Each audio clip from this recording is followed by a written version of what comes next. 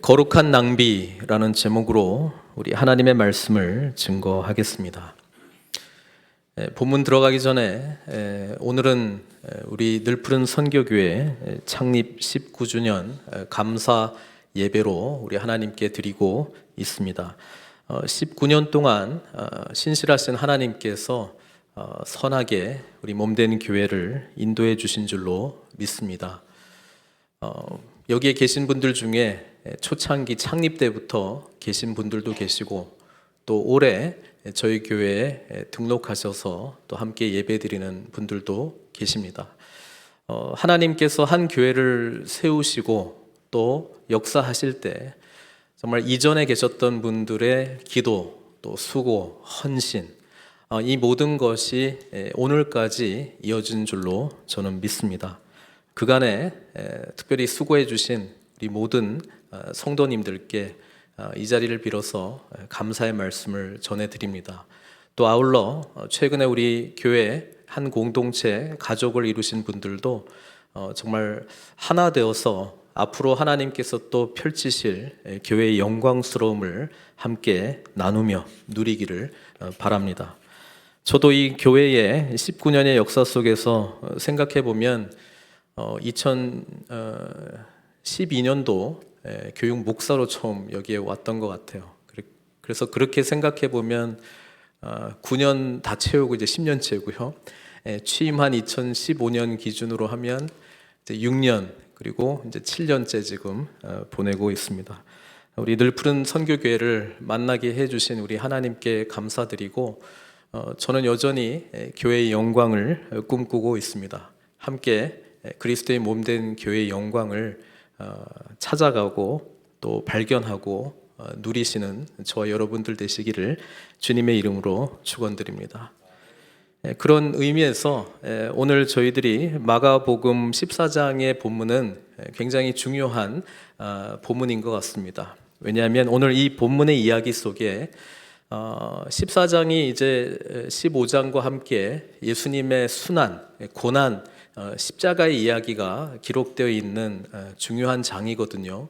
그런데 그 순환 이야기를 열어가는 첫 번째 이야기로 이름 없는, 마가복음에서는 이름 없는 한 무명의 여인의 아름다운 헌신이 나타나고 있기 때문에 그렇습니다.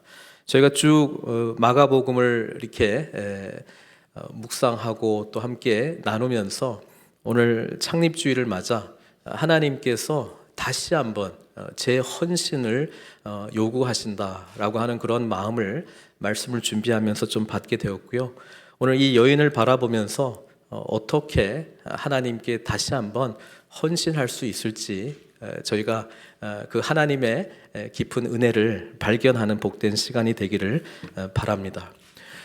사실 우리 마가복음의 이야기를 쭉 보면은요, 제자들은 굉장히 이렇게 좀 야단을 맞는 또 책망을 받는 그런 제자들의 모습으로 기록이 되어 있습니다.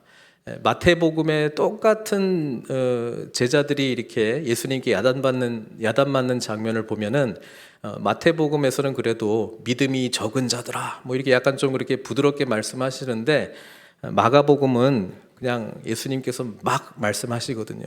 믿음이 없는 자들아 뭐 이렇게 하시면서 제자들을 엄청나게 책망하십니다. 왜 그럴까? 주님께서 책망하시는 이유는 진정한 제자를 찾고 있기 때문에 그렇습니다. 사실 오늘 이름 없는 이 여인이 진정한 제자의 모습을 보여주고 있고요. 이 여인의 이야기 끝나고 나서 10절, 11절은 1절, 2절의 대답이거든요. 1절, 2절에 이렇게 돼 있잖아요. 이틀이 지나면 6월절과 무교절이라 대제사장들과 서기관들이 예수를 흉계로 잡아 죽일 방도를 구하며 이르되 밀란이 날까 하노니 명절에는 하지 말자. 지금 6월절 이틀 전입니다. 그리고 대제사장들과 서기관들은 예수님을 어떻게 하면 죽일까 뭐 이런 생각을 하고 있었다는 것이죠. 그런데 그 응답이 10절에 나오잖아요. 12 중에 하나인 가룟 유다가 예수를 넘겨주려고 대제사장들에게 감해. 아마 기도를 엄청 많이 했나 봐요. 응답을 받았어요. 응답을 받았는데, 이야, 12 제자 중에 한 명이 또박또박 걸어와가지고 내가 예수를 넘기겠어, 이렇게 이야기를 한 거예요. 그들이 할렐루야 하지 않았겠어요? 이 가룟 유다가 11절에 보면은 너무 지금 그 대제사장들과 서기관들이 기뻐해가지고 돈을 주기로 약속합니다. 이 돈이 얼마예요? 은 30잔. 기억나시죠? 우리가 이 두 가지 이야기가 연결이 되는 것 사이에 지금 이 이야기가 놓여 있는 것은 이 이야기를 통해서 진짜 제자가 어떤 모습으로 예수님께 헌신하는지를 보여주기를 원한다라고 하는 사실입니다. 여러분, 오늘 말씀을 보면서 우리 자신, 지금 늘푸른 선교교회의 성도가 되었고 예수 그리스도의 제자가 되기로 정말 하나님의 은혜 가운데 있는 저와 여러분들 어떤 모습으로 나아가야 되는지 깊이 한번 봤으면 좋겠습니다. 유월절과 무교절의 배경이 예수 그리스도의 죽으심의 배경이 되었다라고 하는 것을 성경이 말씀해주고 있는 것은 예수님께서 바로 유월절 어린 양이라고 하는 사실이죠. 우리가 출애굽 같이 하면서 살펴봤던 중요한 주제 중에 하나가 출애굽이 이루어지기 전에 유월절 어린 양이 죽임을 당하고 그 문지방에 그 피를 바르면서 애굽에 내리는 마지막 재앙, 이 죽음의 사자가 지나가면서 모든 처음 난 것을 다 죽이게 되는데 그 어린 양의 피가 문지방에 있는 사람들은 이 죽음의 사자가 유월, pass over, 그냥 지나가기 때문에 구원을 받잖아요. 그래서 이 구원의 이야기가 예수님을 통해서 완성되는 거거든요. 예수님께서 저와 여러분들을 위해서 피를 흘리시고 우리는 그 보혈의 피에 은혜를 입은 자, 그 보혈을 믿는 자들은 구원을 받게 되는 그런 놀라운 은혜를 누리게 되는 것입니다. 어쨌든 이 배경 속에 예수님께서는 11장에서 예루살렘에 들어가시고 성전을 깨끗하게 하시고 여러 사람들과 말로 변론하신 이후에, 그렇죠? 오늘 예수님께서는 점점 말씀이 사실 이제 없어지십니다. 없어지시고 뭐로 자신을 채우냐면 고난으로, 그리고 결국에는 죽음으로, 십자가에서 죽음으로 자신의 삶을 마무리하고 있는 것을 저희들이 보게 됩니다. 예수님은 처음부터 예루살렘에 들어가실 때도 그 마음이셨는데 그것을 가까이 있는 제자들은 여러 번 이야기를 했음에도 불구하고 여전히 못 알아듣는 그런 모습을 저희들이 보게 됩니다. 그런데 오늘 이 여인은 그 예수님의 이 예루살렘에 들어가시고 무엇을 하실 것인지를 알고 있는 듯한 모습을 우리 주님께서 말씀해 주고 있습니다. 한번 같이 볼게요. 3절에 보면 예수께서 베다니 나병 환자 시몬의 집에서 식사하실 때에, 이렇게 기록되어 있습니다. 자, 이 말씀 한 구절 안에 여러 가지 말이 안 되는 내용들이 많이 있습니다. 나병 환자와 교제하지 않습니다. 유대인들은요. 나병 환자는 사회와 격리되어 있어야 하는 사람들이고요. 이 사람과 교제하지 않습니다. 그런데 이 사람 집에 지금 예수님께서 여러 사람들과 같이 식사를 하고 있다라고 하는 사실을 보면 우리는 이 나병 환자가 그냥 나병 환자가 아니고 적어도 예수님에 의해서 치유받은 나병 환자라고 하는 사실을 짐작할 수 있을 거예요. 그렇죠? 예수님께 치유받고 그분의 은혜에 감사해서 자신의 집을 오픈하게 되고, 그래서 예수님과 여러 사람들이 같이 식사를 나누게 되었다라고 하는 것입니다. 이렇게 예수님의 오심은 사회에 격리되어 있는 나병 환자 같은 자가, 시몬이 별명이 나병 환자 시몬, 사람들이 어디 간다고? 나병 환자 시몬 집에 가. 그렇게 했을 때 기분이 좋았을까요? 안 좋았을까요? 자기 별명이 나병 환자 시몬이야. 우리가 무슨 병에 걸려 있는데 무슨 암 환자 누구누구, 무슨 질병 이름으로 불려지면 좋겠어요? 안 좋죠. 그런데 이 시몬은 기뻐했을 것 같아요. 그래, 맞아. 나 나병 환자 시몬이야. 그런데 주님 만나서 치유받은 나병 환자야. 자신의 이 연약함이 오히려 예수 그리스도를 증거하는 그런 별명으로 바뀌었다라고 하는 것이잖아요. 우리가 예수님 만나면 이렇게 되는 거예요. 아무리 우리의 연약한 부분이 있다 할지라도 주님을 만나게 되면 이것을 놀랍게 바꾸시는 분, 오히려 이 절망과 아픔이 다른 사람들에게 소망의 메시지로 변화시키도록 만드시는 분, 그분이 누구라고요? 예수님이라고 하는 것입니다. 그래서 주님과의 만남은 너무나도 중요하다라고 하는 것이죠. 그래서 우리 주님의 별명이 죄인과 세리의 친구였습니다. 그들과 교제하면서 죄인이었던 자가 의인이 되고 세리였던 자가 제자가 되고, 마태가 세리였잖아요. 예수님을 만나면 삶이 바뀐다라고 하는 사실입니다. 어쨌든 이 은혜를 입은 시몬의 집에 예수님께서 식사하고 있는데 한 이름 없는 여인이 매우 값진 향유 곧 순전한 나드 한 옥합을 가지고 와서, 이 향유를 설명하는데 단어들이 너무 많아요. 그만큼 귀중하다라고 하는 것입니다. 사실 이 나드 향은 유대 지역에는 나지도 않고요, 인도에서 난다고 그래요. 그래서 뭐 어떻게 구했는지는 모르겠는데 수입 향품이에요. 그렇죠? 수입산을 지금 이분이 가지고 계시고,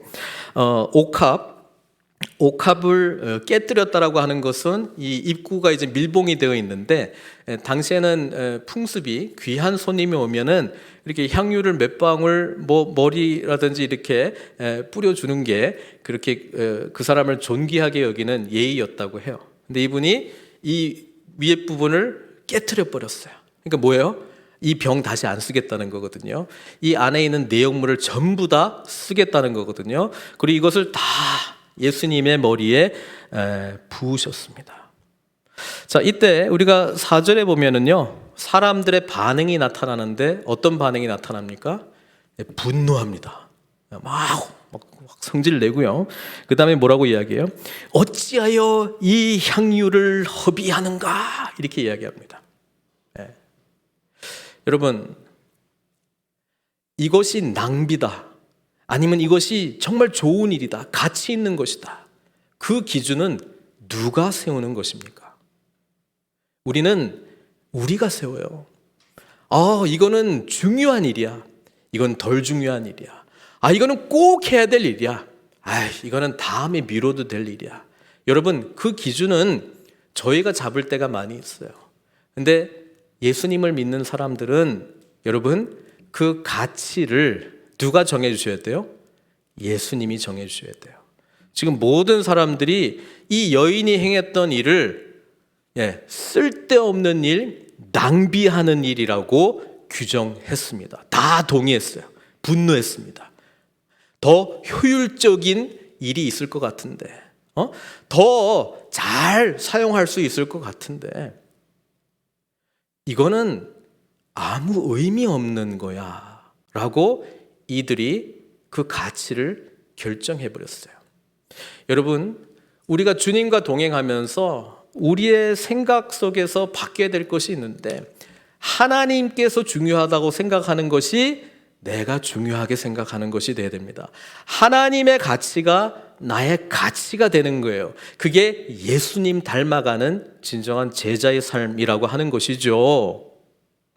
지금 이 제자 한 명이 5절에 보면은 이 향유를 300데나리온 이상에 팔아 가난한 자들에게 줄 수 있었겠도다. 좋은 말이죠. 이 제자가 누구인지는 요한복음 평행본문에 보면은 가룟 유다로 나와 있습니다. 이 말을 한 사람이요. 가룟 유다가 이 그 향유, 귀한 향유를 딱 보더니 바로 가격을 매겨버려요. 300데나리온 짜리 향유다. 여러분, 300데나리온이라고 하는 것은 1데나리온이 하루 일꾼이 일하는 그 품삯의 가치거든요. 그래서 300일 동안 일해야 얻을 수 있는 게 300데나리온이에요. 그래서 우리 영어 성경 NIV는요, 이것을 1년 동안 일한 대가라고 그렇게 표현하고 있습니다. 지금 1년 동안 일해야 이 향유를 얻을 수 있는데 이거를 깨뜨리고 예수님 머리에 한순간에 다 쏟아부었다라고 하는 것이죠. 이걸 보고 전부 낭비했다, 허비했다 이렇게 말하고 있습니다. 사실 우리는 지금 자본주의 사회에 살고 있기 때문에 모든 것이 돈으로 가치를 매길 수가 있는 시대에 살고 있습니다. 얼마나 정확하게 매기는지 몰라요. 그렇죠? 비싸면 일단 좋은 거예요. 그렇게 우리의 가치가 이렇게 지배를 하고 있는데요. 하나님께서 그 동일하게 우리의 가치, 중요하게 생각하는 것과 같다고 생각하면은 큰 오산입니다. 그래서 우리는 늘 하나님의 뜻을 물어야 되는 것이죠. 효율. 이렇게 하는 것보다 적은 것으로 큰 수익을 내는 것이 중요한 것 아닐까? 이런 생각들이 대부분 있잖아요. 그런데 우리 주님도 그러시고 우리 하나님도 그러시고 어떨 때 보면은 산수를 되게 못하는 것 같아요. 그렇죠? 어떨 때는 1이 99보다 더 커요. 예? 어떨 때는 한 사람이 이 천하보다도 더 커요.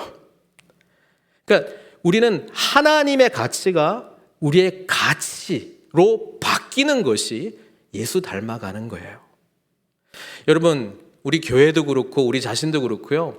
우리 19년이 지났어요. 우리 교회의 어떤 가치가 하나님의 가치로 변화되어 가고 있습니까? 여러분, 신앙생활하는 저와 여러분들이 어떠한 가치가 예수님의 가치로 정말 변화되어 가고 있는 걸까요? 그것을 물어봐야 된다는 것입니다. 지금 예수님께서 지금 이 이름 없는 여인이 부었던 아낌없이 한 방울도 남기지 않고 1년 동안 일해야 구할 수 있는 향유를 그냥 한순간에 다 부어버린 이 사건을 두고 예수님께서 그 가치를 설명하십니다. 뭐라고 하시냐면 6절에 나오죠. 예수께서 이르시되 가만두라. 너희가 어찌하여 그를 괴롭게 하느냐?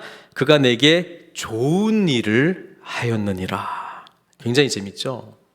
예수님은 이것을 좋은 일이라고 말했어요. 근데 나머지 모든 사람들은 이것을 뭐라고 말했다고요? 허비하는 일, 우리를 분노하게 만드는 일, 쓸데없는 일이라고 가치를 정해버렸어요.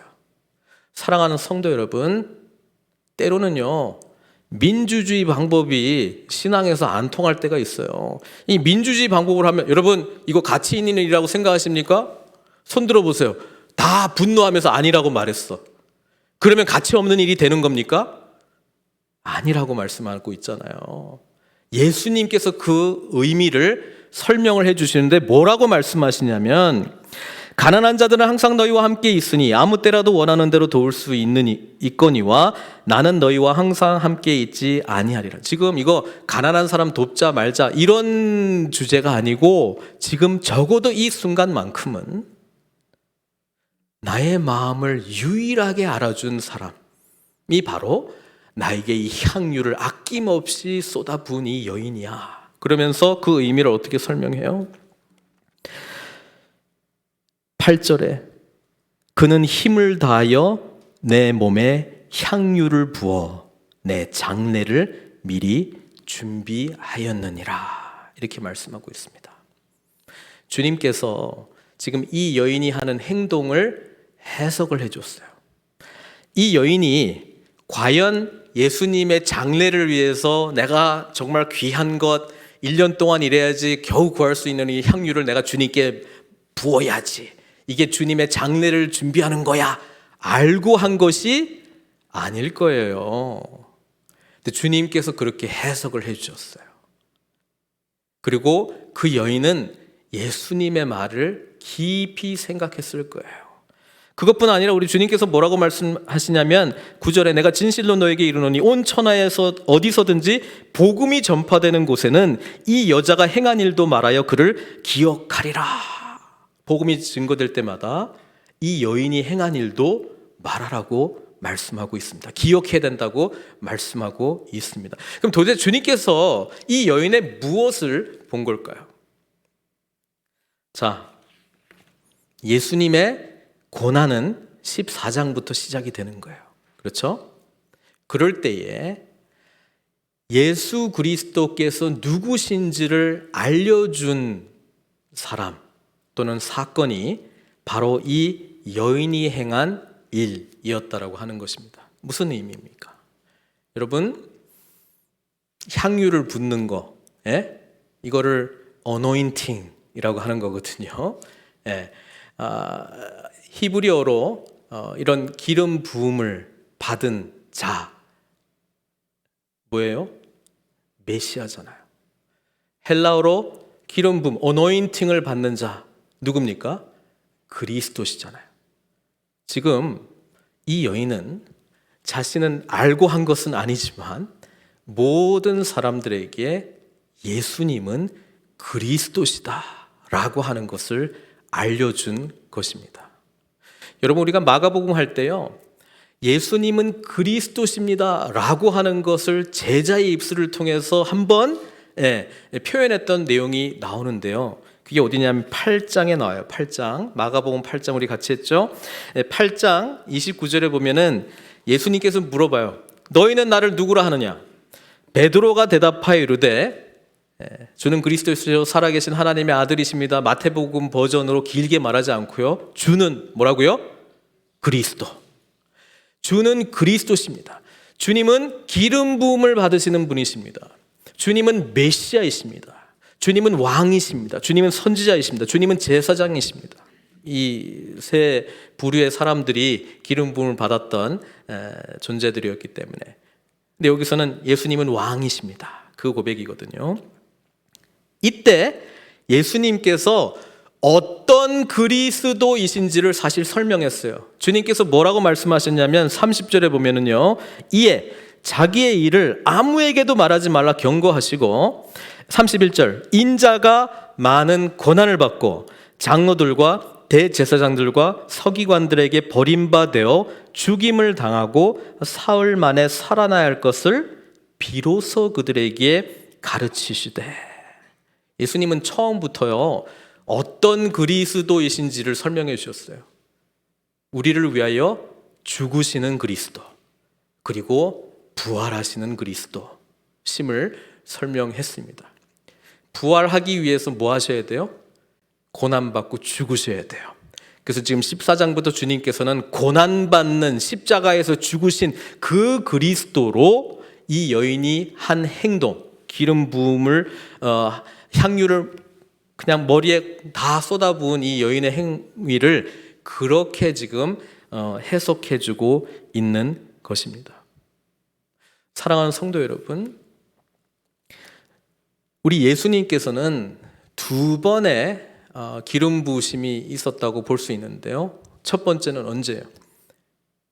하늘이 열리고 하늘에서 비둘기같이 성령께서 내려오시고요, 성령의 기름 부으심이 있었어요. 그래서 하나님 아버지께서 이는 내 사랑하는 아들이요 내 기뻐하는 자라, 그리고 공생의 사역을 시작하셨어요. 지금 이 두 번째 기름 부으심을 통해서 예수 그리스도는 나는 고난받는, 십자가를 향해서 가는, 십자가에서 죽임당하는 그리스도야 라고 하는 것을 이 여인이 설명해 줬다라고 지금 그렇게 해석을 해 주셨다는 것입니다. 근데 이 여인은 그 마음으로 하지는 않았을 거예요. 저는 그렇게 생각해요.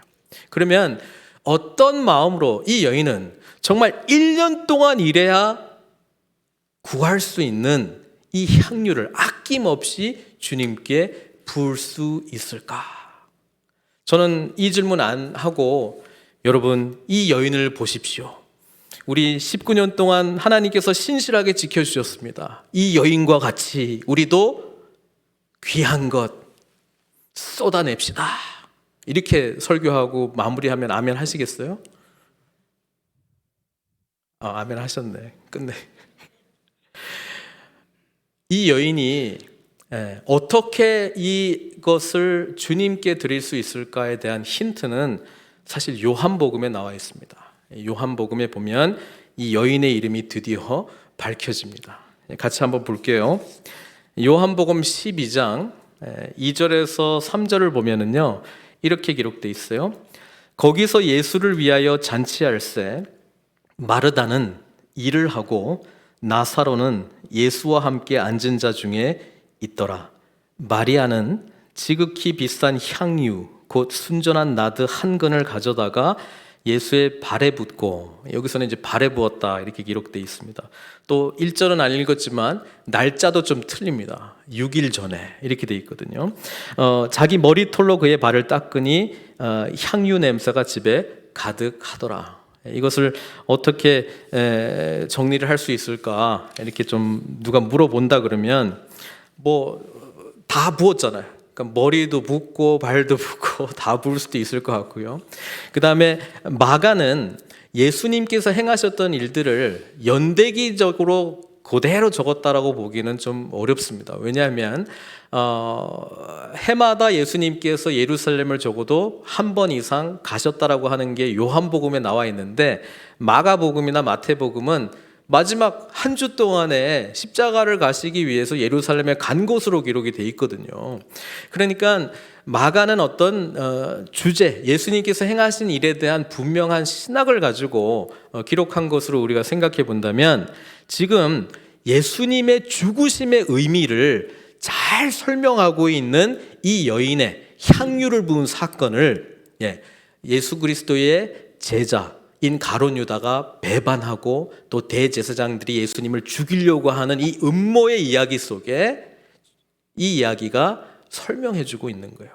그래서 그렇게 이해하시고 오늘 좀 보면 좋을 것 같은데요. 이 여인이 마리아, 이 마리아가 누구라고요? 언니는 마르다, 오빠는 나사로. 요한복음 12장의 이 설명인데요. 요한복음 11장에 어떤 일이 있었어요? 죽은 나사로가 살아났어요. 죽은 나사로가 살아났다고요. 예? 죽은 사람이 살아났다고요. 그러면 이 마리아가 예수님하고 같이 식사하고 있을 때 이거 부을 수 있을 것 같아요? 못 부을 수 있을 것 같아요? 부을 수 있습니다. 여러분, 우리도요, 죽다 살아난 경험을 하면 여러분 어떤 것도 아낌없이 부을 수 있어요. 여러분, 이 마리아가 1년치 일해야 겨우 얻을 수 있는 향유 예수님한테 붓는데요, 하나도 아깝지 않아요. 자기 오라버니가 살아났기 때문에, 식탁에 같이 있기 때문에, 주님과 교제하고 있기 때문에, 살아났기 때문에요, 전혀 아깝지 않아요.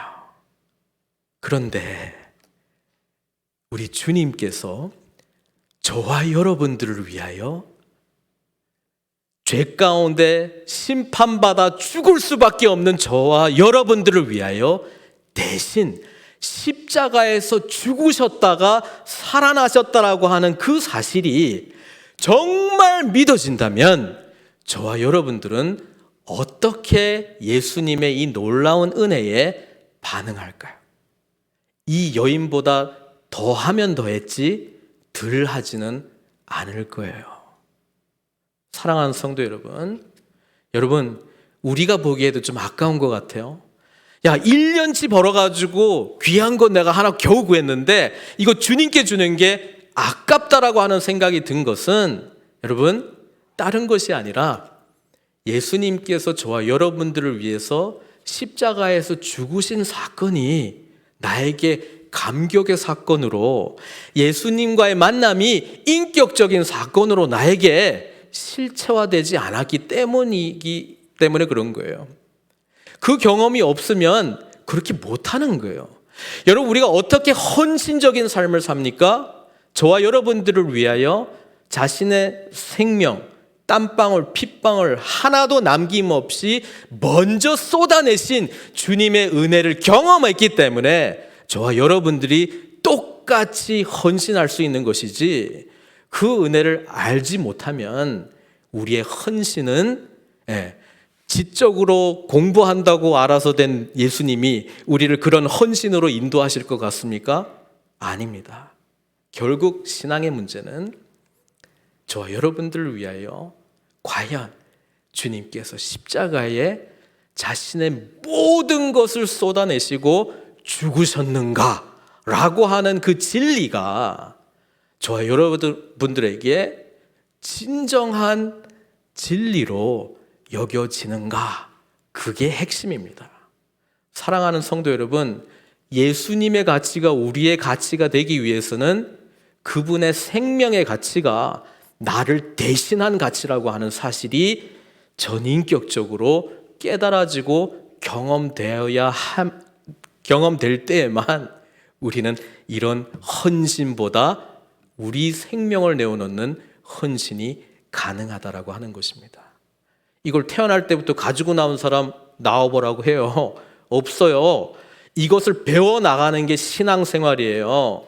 내가 알고 있는 거를 경험하는 거예요. 삶 속에서 씨름하고 고뇌하고 아파하고 좌절하는 거예요. 그러면서 예수님의 사랑을 깊이 알아갈 때에 우리는 더욱 헌신할 수 있는 것이지, 분위기 타고 헌신하는 것도 아니고, 제가 결단하고 헌신하는 것도 아니고요. 예수님의 우리를 위한, 설교 제목이 거룩한 낭비인데요, 이 여인의 거룩한 낭비를 제가 말씀하려고 하는 것이 아니고요, 하나님의 거룩한 낭비를 말씀하려고 했던 거예요. 영원하신 분이, 모든 것을 다 가지고 계신 분이 무엇이 아쉬워 인간의 몸을 입고 이 땅 가운데 오세요? 무엇이 아쉬워 우리를 위하여 고난을 받으시고 우리를 위해서 죽으셔요? 여러분, 저와 여러분들의 가치는 예수님의 생명의 가치라고 하는 사실을 알고 계십니까? 그리고 그 은혜를 정말 누리고 계십니까? 우리가 하나님 앞에 드리는 헌신요, 그거는 주님께서 먼저 우리들에게 쏟으신 거룩한 낭비라고 부를 수 있다면 그것에 비해서 아무것도 아닙니다. 오늘 이 예수님의 사랑을, 죽은 나사로가 살아났다는 것 때문에 라도 이렇게 반응하는 사람이 나오는데, 성경은 저희들한테 도전하고 있는 거잖아요. 하나님의 아들이신 예수 그리스도께서 저와 여러분들을 위해서 아낌없이 깨뜨린 옥합이 되어서 가장 귀한 보혈을 우리 삶 전체에 마음껏 쏟으신 그 주님의 은혜를 안다면 저와 여러분들은 어떤 헌신으로 반응해야 할까요? 그 질문하고 있는 거잖아요. 그런데 그 다음 10절 보니까 우리를 좌절하게 해요. 주님과 3년 동안 공생의 기간 동안에 같이 했던 제자 중 한 명, 주님의 그 놀라운 신비의 가르침 가장 가까이에서 들었던 제자, 아무도 몰랐던 비유의 말씀을 해석까지 해주면서 가장 가까이 하나님의 말씀을 들었던 유다, 예수님이 하셨던 모든 사역 그 현장 가운데 함께 있었던 이 유다, 주님을 팔아버려요. 주님의 가치를 얼마로 매겨요? 은 30개. 종이나 팔 때에 쓰는 가격입니다. 누가 진짜 제자입니까? 이 이름 없는 여인과 가룟 유다 중에 누가 진짜 제자입니까? 한번 비교해 볼까요? 우리는 요한복음을 통해서 마리아라고 하는 것을 알고 있지만 마가복음은 철저하게 이 여인의 이름을 드러내지 않습니다. 무명의 여인, 여인은 그 당시에 남성 중심의 사회에서 취급받지도 못했던 존재였습니다. 그런데 가룟 유다는 예수님 제자잖아요. 사람들이 알아봐주고 있잖아요. 중요한 지책인 돈주머니를 차고 또 있잖아요. 재정 담당하고 있잖아요. 이름 없는 이 여인은 자신이 가진 가치 있는 것을, 자신이 가지고 있는 가치 있는 것 아낌없이 주님께 드렸는데, 가룟 유다는 자신이 생각하는 중요한 가치를 예수님으로부터 뽑아내려고 했어요. 뜯어내려고 했어요. 제가 이런 표현을 좀 쓰겠습니다. 여러분, 우리는 주님께 나아갈 때 주님께 드리기 위해서 찾아갑니까? 내가 중요한 가치 빨리 달라고, 해결해 달라고 찾아가고 있습니까? 이 이름 없는 여인은요, 진정한 헌신이 무엇인지를 알려줬고요. 가룟 유다는 헌신이 아니라 배신의 아이콘이 됐잖아요. 이 이름 없는 여인은요, 예수님께서 보시기에 좋은 일을 했고요. 가룟 유다는 악한 일을 했습니다. 이 여인은 예수님을 진정으로 섬겼고요. 가룟 유다는 예수님을 통해서 예수님을 도구로 예수님의 능력이 자기를 도와주기를, 예수님이 자기를 섬기기를 원했습니다. 이 여인은요, 복음과 함께 영원히 아름다운 복음의 이야기로 기억될 존재가 되었고요.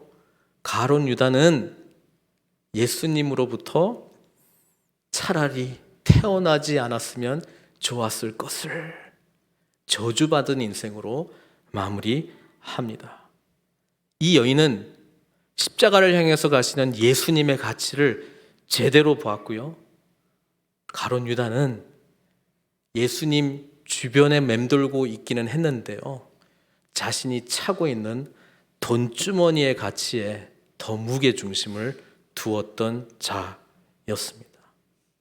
사랑하는 성도 여러분, 오늘 우리는 하나님 앞에 재헌신해야 됩니다. 그러기 위하여 가룟 유다의 길이 아니고요, 이 이름 없는 여인이 갔던 그 길을 따라가시기를 바랍니다. 그 길은 먼저 우리가 예수님께 모든 것 쏟아내는 것이 아니고요, 예수님께서 먼저 우리에게 쏟으신, 아낌없이 쏟으신, 완전히 쏟으신 그 거룩한 낭비를 진정으로 이해할 때만 우리는 이 헌신의 삶으로 나아갈 수 있는 것입니다. 오늘 창립 19주년을 맞이하면서 주님 앞에 이 여인의 모습으로 재헌신하시는 저 여러분들 되시기를 주님의 이름으로 축원드립니다. 같이 기도하겠습니다. 기도하시기 전에요,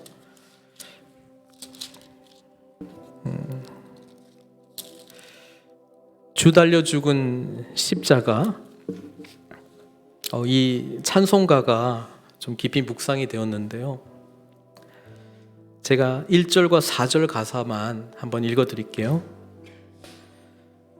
주 달려 죽은 십자가, 우리가 생각할 때에 세상에 속한 욕심을 헛된 줄 알고 버리네. 4절, 온 세상 만물 가져도 주 은혜 못 다 갚겠네. 놀라운 사랑 받은 나 몸으로 재물 삼겠네. 십자가의 은혜가 저와 여러분들의 가치의 가장 한복판에 자리 잡으시기를 주님의 이름으로 축원드립니다. 그럴 때만 우리는 온전한 반응을 주님 앞에 보일 수 있습니다. 그럴 때만 주님께 온전한 희생적 삶을 살아낼 수 있습니다. 오늘 이 시간 우리 기도로 주님 앞에 다시 한번 헌신하는 귀한 시간 되기를 바랍니다. 우리 함께 기도하시겠습니다.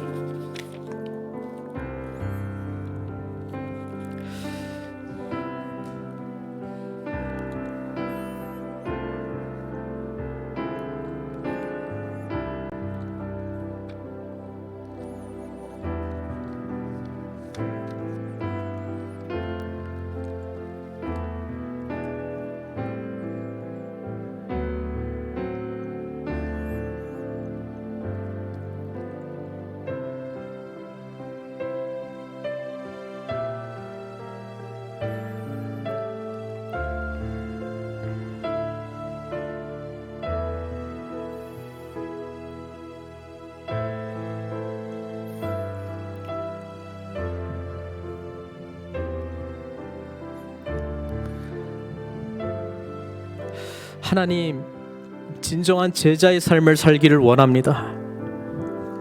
주님께서 아낌없이 우리에게 쏟아부으신 놀라운 은혜와 사랑에 감격하여 날마다 그 십자가의 은혜에 사로잡혀 우리의 삶의 모든 것을 주님께 내어놓는 그런 복된 삶으로 우리를 인도하여 주십시오. 핏값으로 세워진 우리 늘푸른 선교 교회입니다. 주님께서 주인이 되셔서 오늘도 내일도 이 여인과 같이 주님께 가장 귀한 것 헌신하며 올려드리는 복된 삶 살아가는 그런 믿음의 공동체 될 수 있도록 축복해 주시옵소서.